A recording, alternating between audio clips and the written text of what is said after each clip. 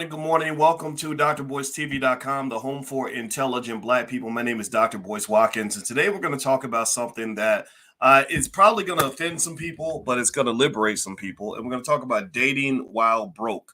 I'm going to talk to you guys about how having too many different women or too many different people in your life can destroy you financially. I'm going to give you specific examples. I'm going to give you data. I'm going to give you the game. I'm going to give you information that will change your life in that particular area. A lot of people don't understand why their pockets are empty when they got 15,000 girlfriends or 15,000 boyfriends and they're having sex with everybody. Well, I'm going to break down for you why that trade-off might be one you might not want to make. But get comfortable, buck up, seatbelt. We're going to get started on drboystv.com right now. Here we are, clan the isms, cataclysm, great.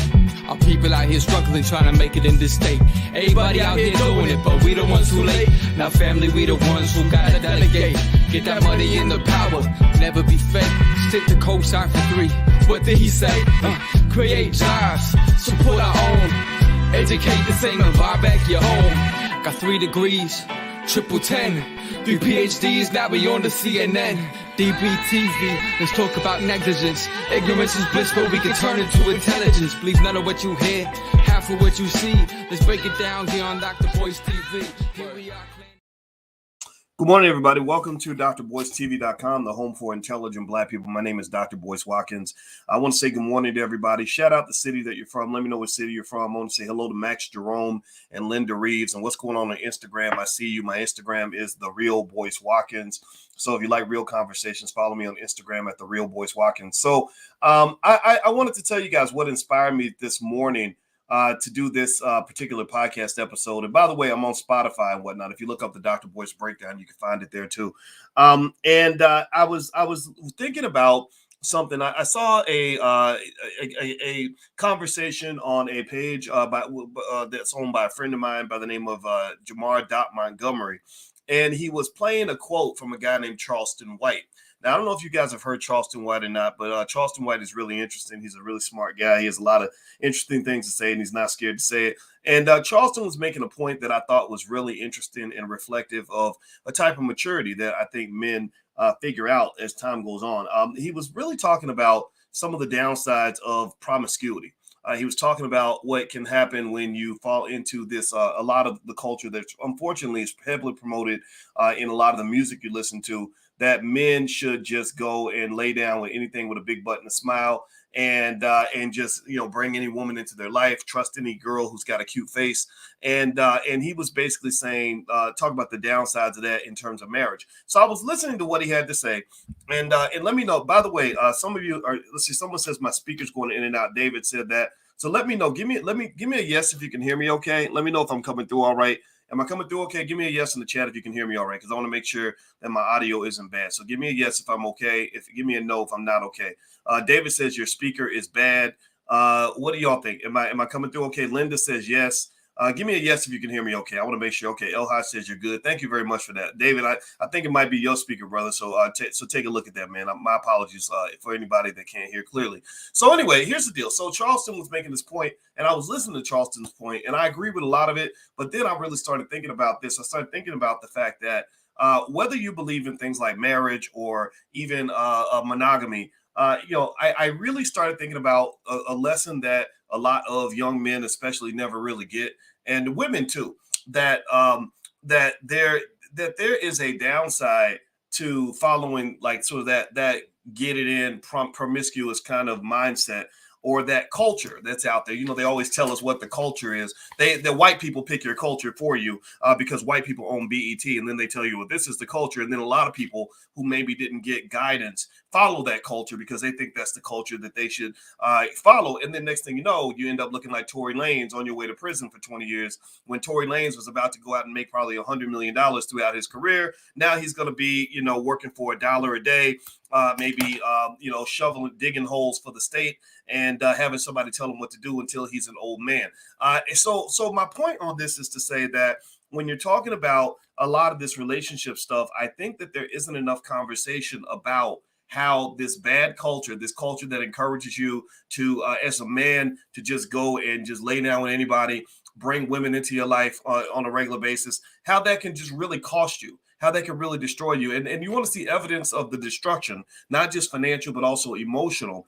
Go look at the manosphere. Go look at the manosphere. And if you're in the manosphere or you consider yourself a part of that, understand, I get it. I'm right there with you. I get it in terms of feeling the way people feel. I know that there's a lot of pain, a lot of hurt, a lot of frustration. I think that we live in a society that does not really appreciate masculinity the way that we should. And I reject a lot of that. So I get a lot of what I hear over there. But then I also hear a lot of counterproductive things in the sense that there's a lot of complaining.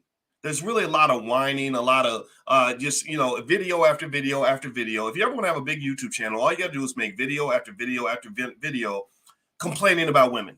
Complaining about women. Women do this and women do that, and well, woman did that to me, and look at what the woman did to this man. And I get that, right? I understand, right? We all understand. There are predators in both genders. Give me a yes if you agree that there are women out there that are raggedy. There are women out there that will harm you. There are women out there that will steal your money. There are women out there that will destroy you. There are women out there that will lie, that will steal, that will kill, that will do all of that. But also we must agree that every woman doesn't do that. Can we at least agree on that? Give me a yes if we can agree on that. That not every woman is a gold digger. Not every woman is a manipulative SOB. Not every woman is out here trying to ruin your life. Not every woman is going to keep you from seeing your kids, right? So when I see that, when I see a lot of complaining about women, unfortunately, I think the guys that are in that space have to be really careful, because that is not exactly masculine behavior. That just honestly, in my view, my 2 cents, this is my opinion, you're welcome to disagree, but that's not really masculine behavior, because a man is not supposed to spend his whole life whining and complaining that he's a victim. That there's something that is counter masculine to constantly calling yourself a victim. Because masculinity means you solve the problem and you say, I'm not going to be a victim no more. Give me an amen in the chat if you understand what I'm saying. That there's a point where a man says, man, I'm tired of being kicked around. I'm tired of ending up in bad situations. I'm tired of making bad choices. I'm tired of people screwing me. I'm tired of people taking from me. I'm tired of getting beat up. I'm tired of getting my feelings hurt. I'm going to fix this. I'm going to fix this. All the real men in the building, please show your hands so you can understand what I'm talking about. There is a point where you have to say, damn, man, my last 3 girlfriends ruined me. One of them stole my money. The other one stole my kids. The other one stole my heart. I got to pick different women. I'm picking the wrong women, right? And now that's the hard conversation. That's the hard part, because you could keep picking the same women and then complaining about them. And then people will say, yeah, see, you're right. Women are terrible. Okay, they can be. We know this, but it's a little weird when you keep making the same choice, but you want to blame everybody on earth except yourself. Right. When if I keep walking down a dark alley and I keep getting robbed every time I walk down that dark alley, then at some point I'm gonna stop walking down that dark alley. Or at the very least, if I go down that dark alley, maybe I'm gonna carry me some protection so that won't happen to me. I'm not gonna be a victim forever. So here's where I'm laying out this point. I think that men need more coaching on how to really avoid the culture that keeps people ruined and broke. If you want to see examples, I mentioned Tory Lanez. I'm not saying that Tory Lanez did not shoot that girl in the foot. Maybe he did. And I talked to you guys about the dangers of the mass promotion of alcohol and drugs amongst young Black men, because when you're young and you get high and drunk, you end up doing something that puts you in prison for the next 20 years and destroys everything good that you had going on in your life, right? So this guy is in a terrible situation because he followed the culture. Rapper Young Thug is down there in Atlanta right now facing more prison time than any man would ever want to face. I don't care how much of a thug he claims to be. I don't care how much of a gangster he pretends to be. I don't care how much of a tough guy he might look like when he's walking in the courtroom in those nice suits. Deep down inside, he probably has some regrets and he's probably feeling a lot of pain. I see Bill Cosby. Bill Cosby was a guy who had $1 billion, basically. He had a net worth of well over $1 billion. His brand alone was worth several $1 billion. Bill Cosby, because he allowed too many women in his space. Now Bill Cosby is struggling to not go broke before he dies. Now Bill Cosby has had his reputation ruined. Bill Cosby has gone to jail at the age of 80-something. Bill Cosby does not have the money that he used to have. And a lot of it sinks back to his choices in terms of women. And so my point is to say that at some point, if you're really smart, if you're really trying to win, again, this is not a conversation for people that want to keep losing. This is not a conversation for people who don't want to have discipline. This is not a conversation for people who don't want to evolve. So if you're in that category, then you should probably walk out of the building right now. This is a category for people that want to figure it out. This is the category for people or conversation for people that want to elevate. This is the conversation for people that want to actually have wealth and protect the wealth. One of the rules of wealth that we talk about in this on this podcast is the 4 steps of wealth. The 4 steps of wealth is 1, get financially educated so you can know where the money's at. Step 2 is make a plan to go get the money.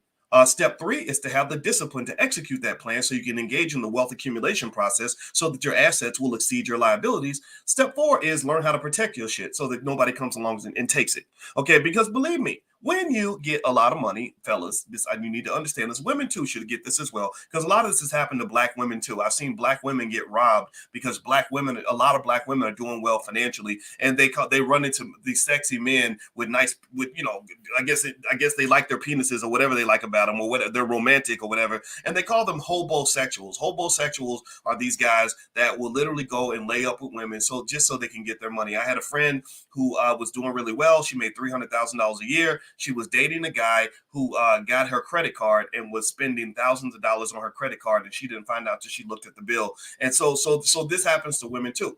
But that 4th piece of protecting your wealth is incredibly important.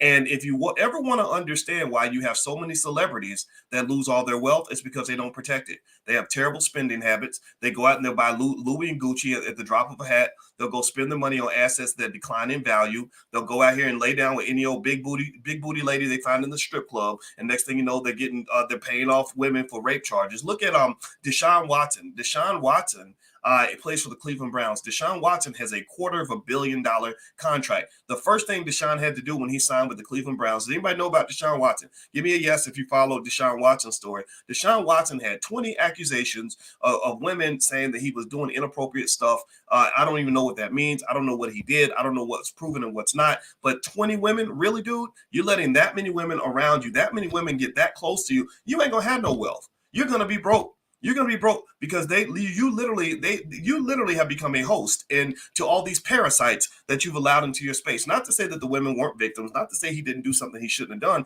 That would make it even worse. But at the end of the day, letting all those people in your space, you're bringing bad energy into your space. So in a way, you got to think about your spiritual balance or your financial balance, almost like the way people thought during the pandemic.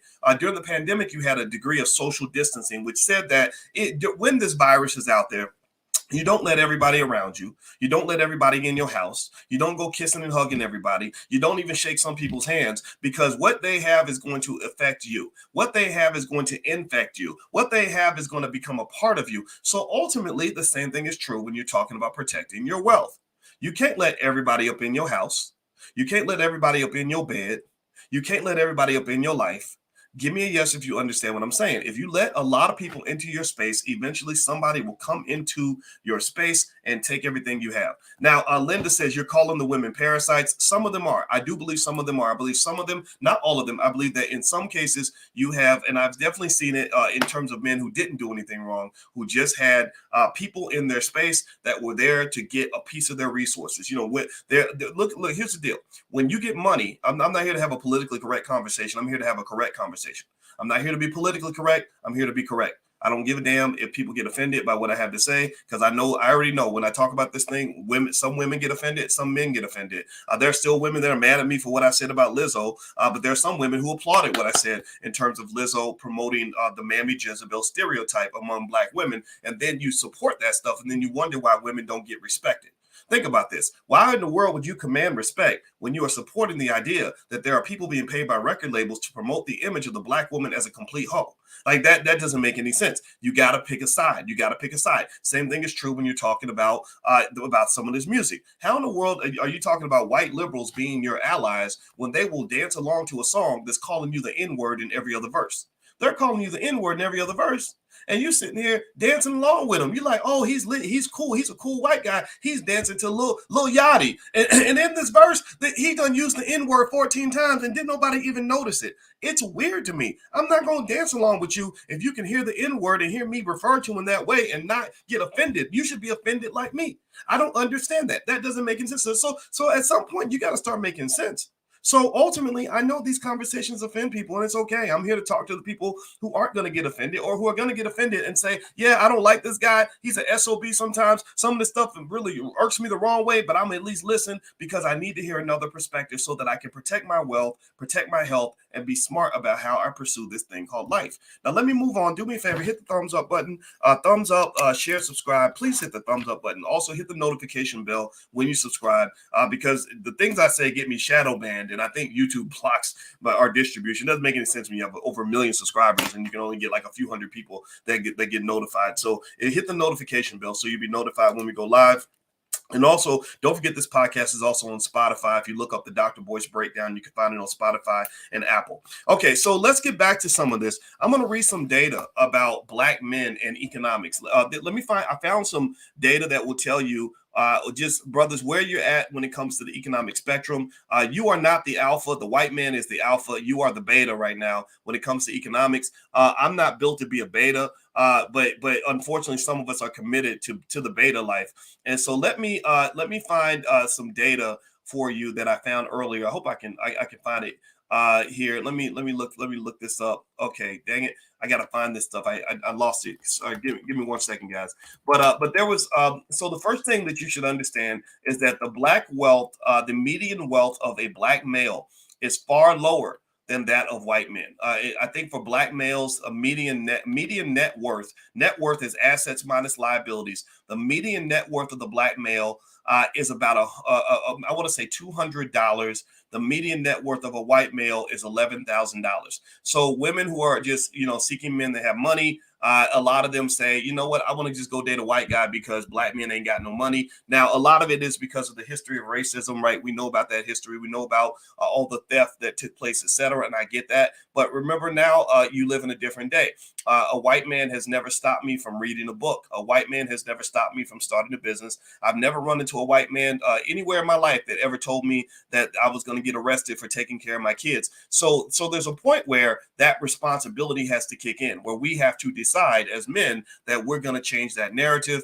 So talking about what white men did to you, again, staying in that victim box, that's not very masculine. That's not how you win. That's not how you succeed. Now, here's the thing. I'm going to read some of this to you. According to a 2017 report from the Institute for Policy Studies, the median wealth of a single black woman is $200, while the median wealth of single white men is $15,640. So for black women, it's about $200. For single black men, it's about the same. It's not much higher. Also, black families only have 10% of the wealth of white families. So and then even at the very top, if you look at the top 1% of black families, their median net worth is about 1.2 million. The top 1% of white families has a median net worth of 11.8 million. So you've got a lot of work to do. You've got a lot of areas where where other folks are ahead of you, and where the struggle is real. Black male unemployment is the highest in all of society. It's been like that for a long time. Black male incarceration is the highest in society. It's been like that for a long time. That is not going to change.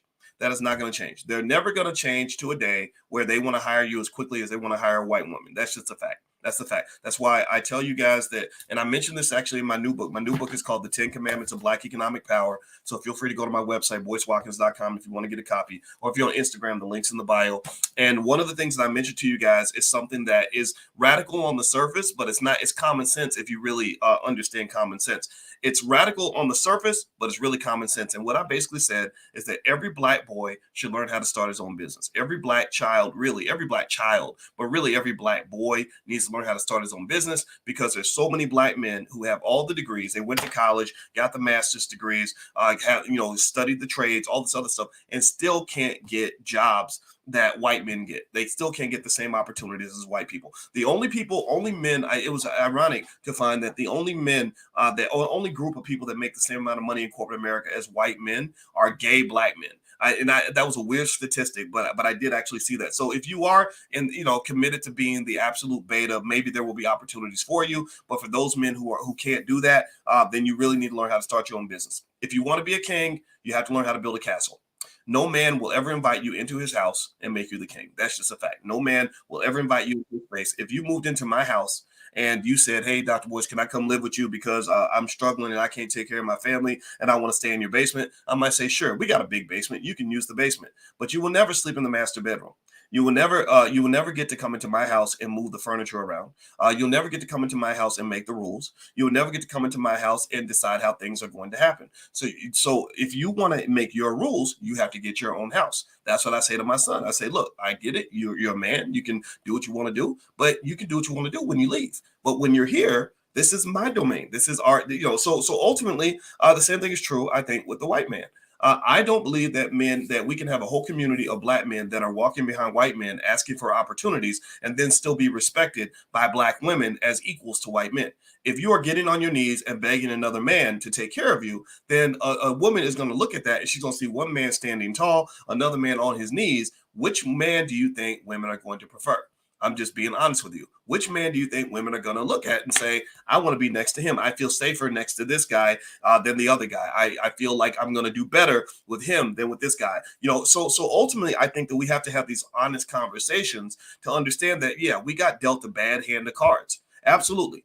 The life is not fair. Yeah, you are on the football team that doesn't have the best running back and doesn't have the best coaching and didn't have the most time to practice. But there is a point where you have to make a game plan or you'll be looking like TCU looked last night when they played against Georgia, which was literally the most embarrassing night ever in the history of college football, if you ask me. So anyway, let me move on. So in terms of dating, one thing that's interesting is that generally speaking, historically, we have an expectation that men are going to take a certain responsibility when it comes to dating, right? When you date, at least where I come from, if I was to ask a woman out, I always expected that there would be things I was expected to pay for. And let me just tell you, that can get really expensive, especially when you're not where you want to be financially. I remember when I was in graduate school and I met this really pretty girl, sexy as all get out, thicker than a snicker, prettiest thing ever. And she was a friend of my sister's, but she was ghetto as hell. So I went out with this girl.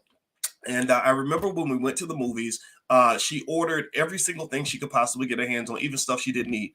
That cost me $50 at the concession stand. It was that bad. And then we went out to dinner after it. She complained the whole night. She complained about the movie. She was very negative. And then afterward, I took her to eat. And when we went to eat, she ordered all this food because she complained the whole night about how hungry she was. We ordered this expensive pizza or something at this. I forgot what the place is called, but they had that fancy pizza. And she took one bite of her pizza and then she put it back in the box. And I said, "Aren't you talking about how hungry you are? Aren't you going to eat the pizza?" And you know what she said? I kid you not. She said, "I'm gonna take it home. I'm gonna take the rest home with me." Now, mind you, this was the pizza I bought that we were sharing. So you're telling me that the pizza I bought that we're sharing, you just decided you're gonna take it home after I bought this damn pizza.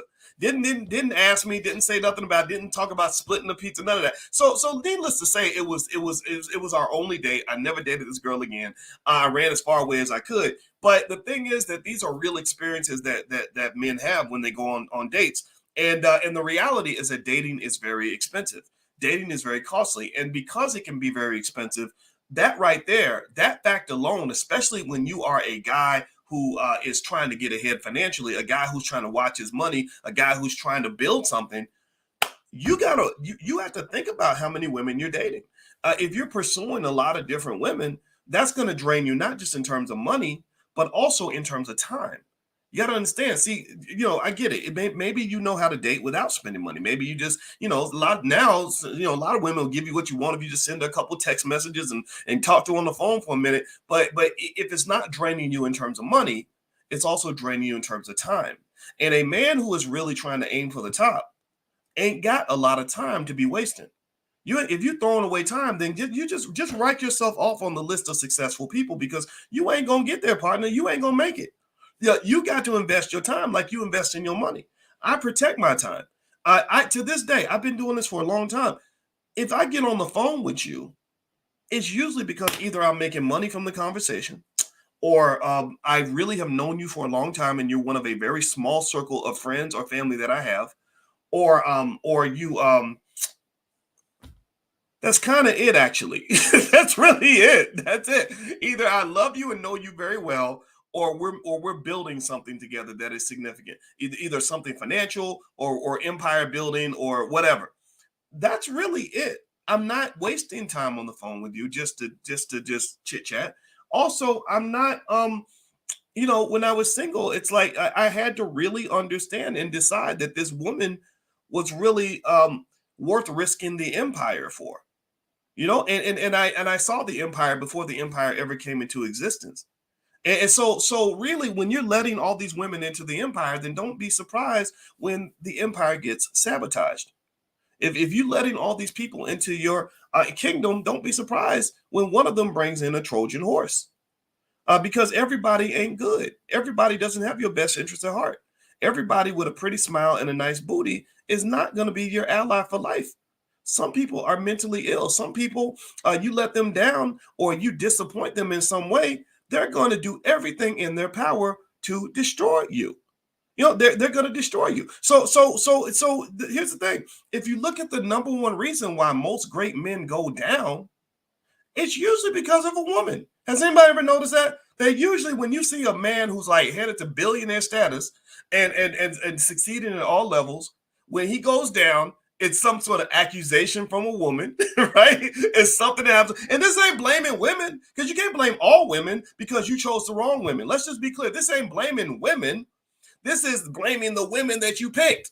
So you thought that because she was cute and had a nice body, that you could trust her. That's what we do. Studies show that men think that beautiful women are more trustworthy. You naturally look at her when she gives you that nice smile, like that lady who jacked the NBA player for all his money. But when you remember that, I forgot her name. Deion Sanders bought her to Jackson State so she could teach him the game. I forgot her name. She was a little cute little girl, pretty as can be, and look as innocent as all get out. And she was somebody say her name for me, please. I can't remember her name. But anyway, so this lady, she dated an NBA player. She was 27 years old, and she pretended to be a 22-year-old. And she dated this guy at the University of Kentucky, and they show her looking all cute in her little Kentucky jersey and all that. Brittany Renner, whatever her name was. Yeah, and she and the guy got her pregnant. And it turned out, I think she's a lesbian or something, at least a part-time lesbian. And she had his baby. And now she's literally going to make probably, $20 million from him without doing any work. Never ain't spent one day in the gym, ain't shot a single jump shot, and didn't invest anything in this man as a human being, but is now going to get to spend her life financially taken care of because she had his baby. And then when you went back and you looked at the archives, you found that she did a video where she said that if you want to have a come up financially, get with athletes because they're dumb. She literally used the word dumb. She said they don't use condoms and they sleep with anything that's cute.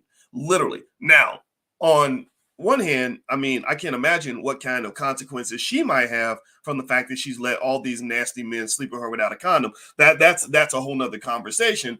But still, the reality is that this does exist. There are people who particularly look at entertainers and athletes as opportunities to get ahead because the culture does not teach you that a man, that a successful man is supposed to have some level of sexual discipline. I'm not here to tell you that you need to go be a monk.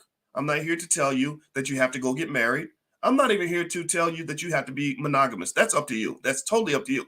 What I am saying is that a smart king is very thoughtful about who he allows in the kingdom. That's all I'm saying. That's all I'm saying. I know some of y'all want me to say like, oh, everyone should get married like me and everyone should. No, I'm not saying that. I chose to get married because I had a certain strategy and I met a certain woman that made me think on that level. And that's what I chose to do. But I'm not here to tell you to do that. I'm just saying that if you're not strategic, then you're going to lose. If you don't plan ahead and you aren't proactive about all the threats to everything that you have, then you're going to lose everything that you've got. Somebody will come along and take that. There are people that have strategies and game plans built solely on the idea of taking advantage of people who are not thoughtful and vulnerable, or who are not thoughtful about the vulnerabilities that surround them. If you are stupid, then you're going to lose all your wealth, period.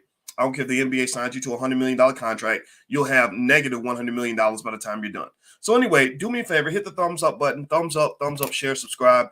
I want to remind everybody, we're doing an event called the Financial Slumber Party on Friday the 13th at 11 p.m. We're going to get together with our pajamas and some popcorn, and I'm going to spend 2 hours turning you into the best investor in your house. If you'd like to join us for that event, just go to boycewatkins.com. Also, the 2023 Black Wealth Calendar is available. If you want to get one of those, you can also get that on my website. So feel free to go take a look at my website if you want to get involved with any of that. So let me tell you a story. I knew a guy who was a smart guy. He actually wasn't. He wasn't like a rapper or anything, but he was very appealing to women because he was a good-looking guy, and he also had a lot of education. I think he had a PhD and stuff, and he had his way with the ladies. The ladies liked him, and he also had some mom issues. His mother was not the best person ever, and she really kind of disappointed him a lot when he was a kid. So the way he manifests his hurt and his pain was through womanizing. He'd have a new woman every single week, and he really got it in when it came to women. And so one day I saw him, and I remember I was like, "How you doing, man?" He's like, "Man," he's like, "Man, I'm not doing so good." And I said, "What's going on?" And he said, "Man, these damn women, you know, my daughter's mama, she's money hungry, and she won't let me see the baby, and she's doing this and she's doing that and she's doing that." And and I was like, wow, like he's telling me this story, really singing the blues. Like he'd have been a good candidate, like for the manosphere. Like he could have done a video about how terrible women are and told the story about his baby mama, and everybody would agree with him.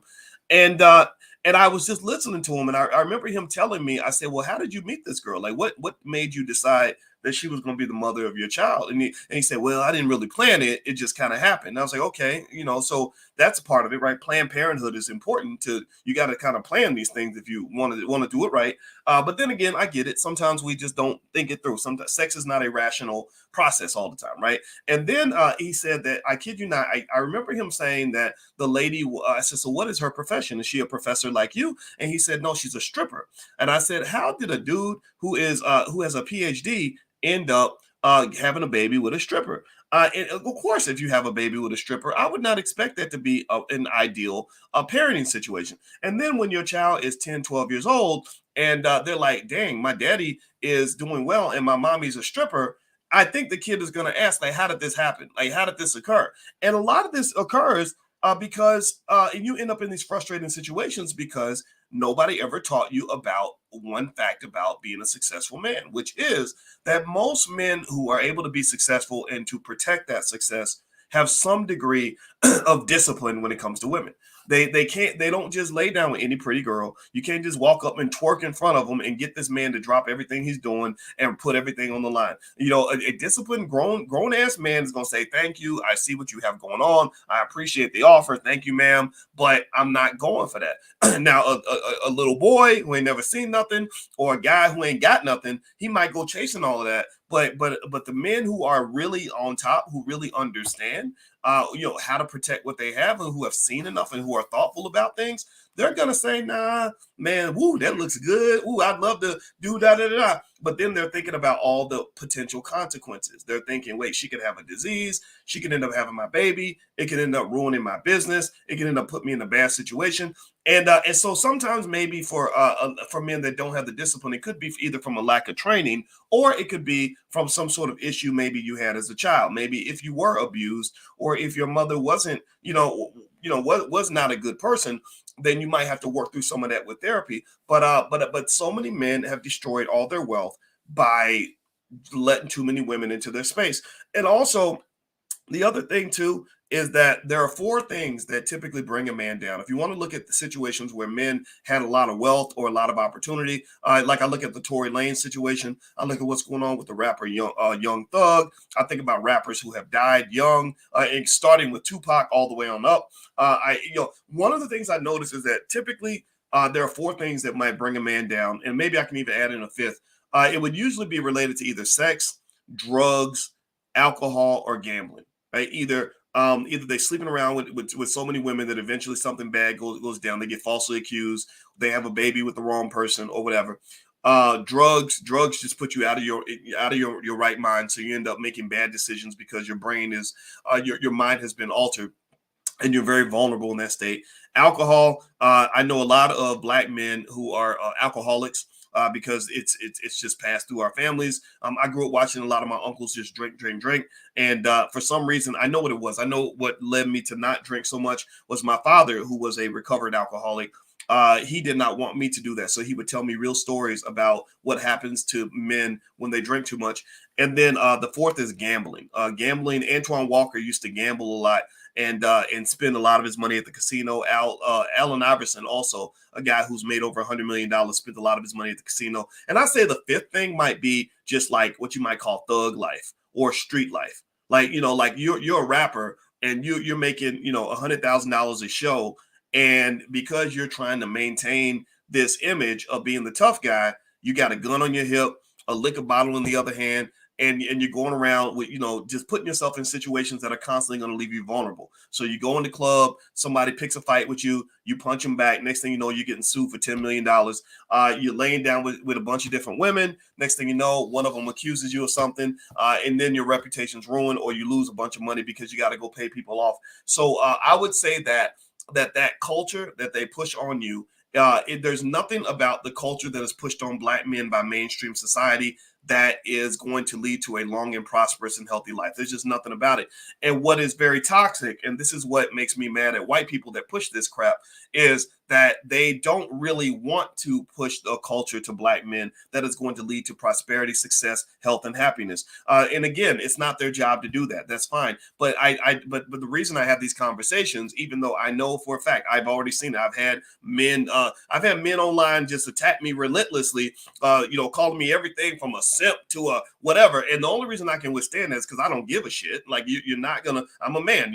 What you say isn't gonna hurt my feelings, Kwame Brown. So Kwame did, I think, 12 or 13 videos about me. They probably got over 1 million views. I did not watch one single one of them because I said I stand where I stand. I said what I said. You can get mad about it all day, but right now, if you sat down with me, I can break it all down to you piece by piece and show how it's affecting your life. Why you are sitting there complaining about me instead of actually succeeding in your own life, because this society broke you. This society fed you a bunch of nonsense about what it means to be a man, and now you are sitting there frustrated. So at the end of the day, if Black men don't get it together, if we don't figure things out, if we don't start sort of thinking things through, then you're going to end up in the loser's box every time.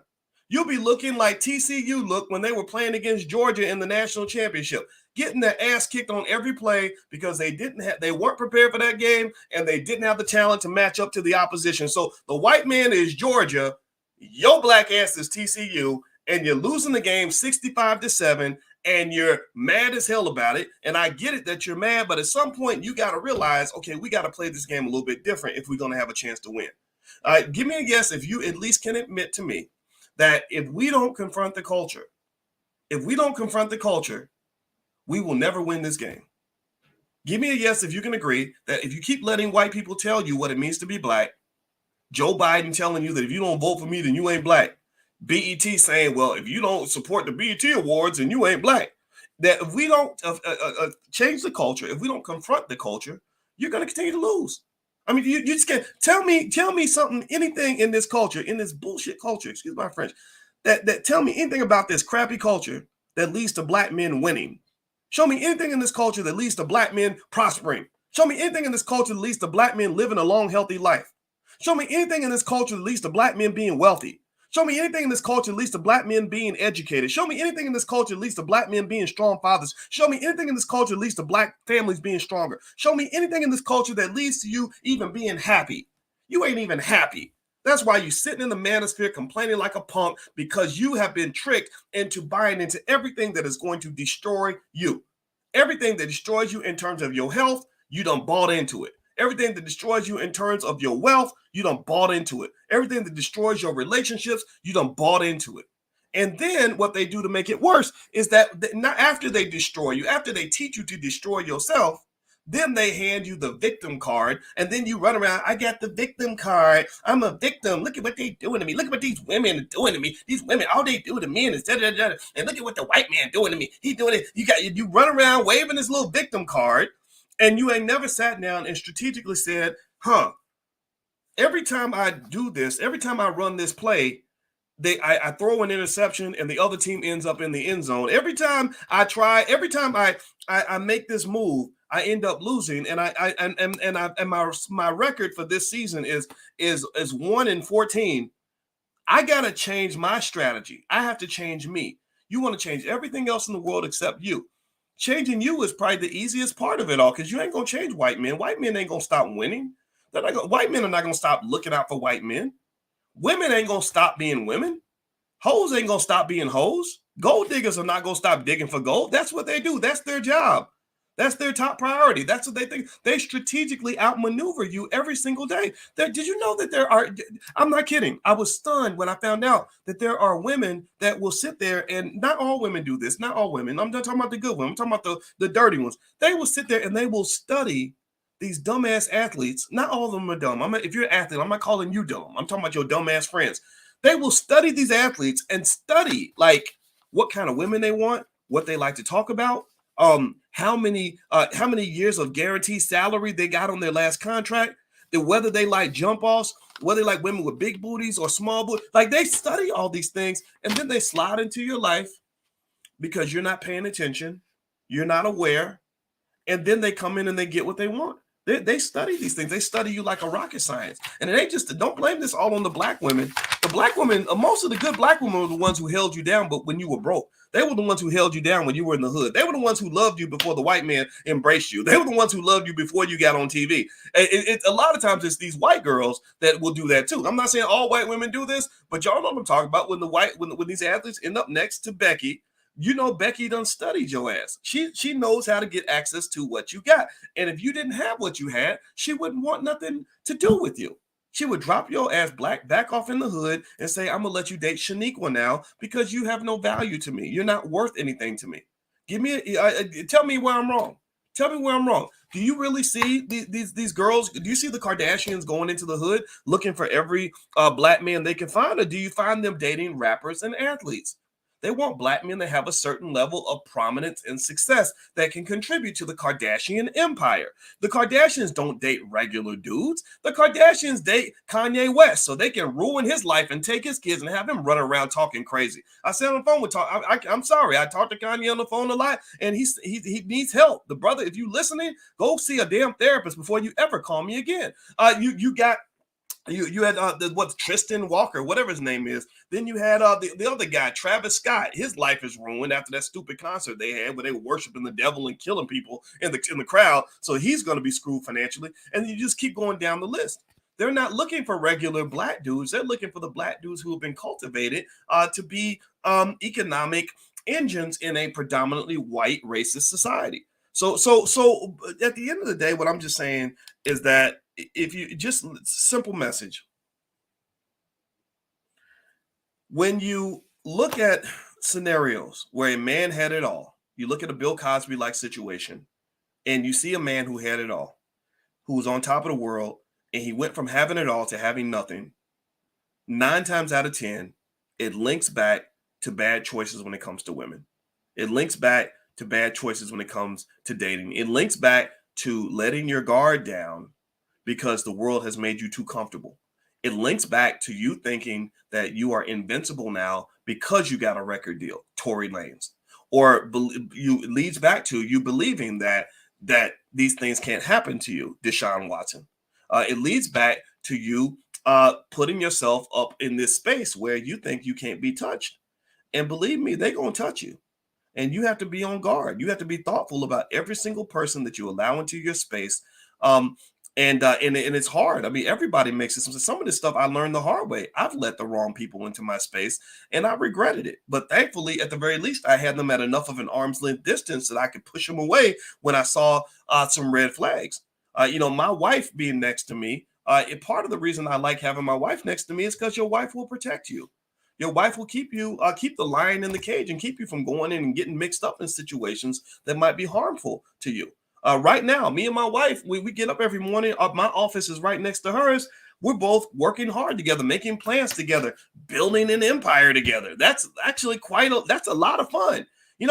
So ultimately, I would encourage you to kind of sort of think carefully about that, and don't just buy into this idea that manhood means putting your life and your wealth and your body in jeopardy just because a pretty girl arrived on the scene. You have to be more thoughtful than that. And if you're not thinking it through beyond that, then that might explain some of the challenges you may have. If you're complaining about baby mama issues, well, you pick those babies' mamas. If you're complaining about what it's like dating gold diggers, well, you're picking those women. You're dating those women. If you're complaining about where your life is financially and otherwise, well, a lot of times what you do with your time plays a big part in that. And people that are really successful, in my opinion, they protect their time, they protect their energy, they protect their wealth, they protect the stuff that matters to them. What are you protecting? Because I'm gonna tell you, if you're mixing it up with any and everybody, then you ain't protecting nothing. Everything you have is out there for grabs, and to some extent, that's going to eventually catch up with you. So that's my 2 cents. That's I'm sure somebody's going to be offended by it, because sometimes holding ourselves accountable is hard, and I get that. But I'm not really talking to the people that don't get it. I'm really talking to the people that do, and I'm talking to the people that need to hear it. That's why I'm totally fine with going out and taking bullets from all the guys that might have something to say about my perspective, or the women too. I'm willing to take those bullets because I look in the world and I say, damn, it ain't nobody telling these guys this stuff. And then they learn the hard way. They learn after they get sent to prison. They learn after they lose all their money. They learn after they lose everything they work for. And I'm just the guy that's saying, hey, let's listen to a different narrative so that we can end up with a different result. Because if you follow mainstream society as a black man, it is not designed for you to win. They celebrate every single thing that destroys you. You got presidential candidates that will literally ignore the smartest black men in America and then go interview a rapper who raps about killing black people. Like, they literally will sit down with a rapper who brags about killing black people and getting high on drugs, disrespecting women, and throwing his money away and promoting ignorance in the black community. And you think that that's okay. You don't see the sinister nature of this. They want to keep you down. They want to keep you stupid. They want to keep you behind. They want to keep you lost. They want to keep you broke. They want to keep you powerless, because that's how the pimp game works. So I'm just asking you, stop letting these people pimp you. Stop. But you got to start by stop acting like a hoe. Stop letting people put you in the basement and then somehow thinking you're going to end up in the penthouse. If you're living in the basement, then that's where you're always going to be. You have to elevate your consciousness or you will never win. That's my 2 cents for today. I'm done talking. Thank you all for listening. Do me a favor, hit the thumbs up button if you could before you go. If you know of a young black man who can benefit from this conversation, I would like to ask you if you could share this video with them, because I really share this because I want somebody to just hear these things. My perspective is not always the right perspective. It may be wrong for you, but there are some people out there that I think can use this information. So if you know somebody who can benefit from it, if you could kindly share the video, I would truly appreciate it. Also, please hit the thumbs up button, thumbs up, share, subscribe. And also feel free to go to my website, boycewatkins.com. If you'd like to take a look at my book is called The 10 Commandments of Black Economic Power. I'm going to do a book tour this spring. I'm going to go to a bunch of different cities. And so if you'd like for me to actually take you through this book and train you on every single specific thing I write in here, then feel free to do that. That'll be something we're going to do this spring. So if you'd like to, if this can help you, then you're welcome to meet me in person. All right, guys. So please have a good day. God bless you. Thumbs up on your way out the door. And I'll see you guys. Take care now. And I'll see you later.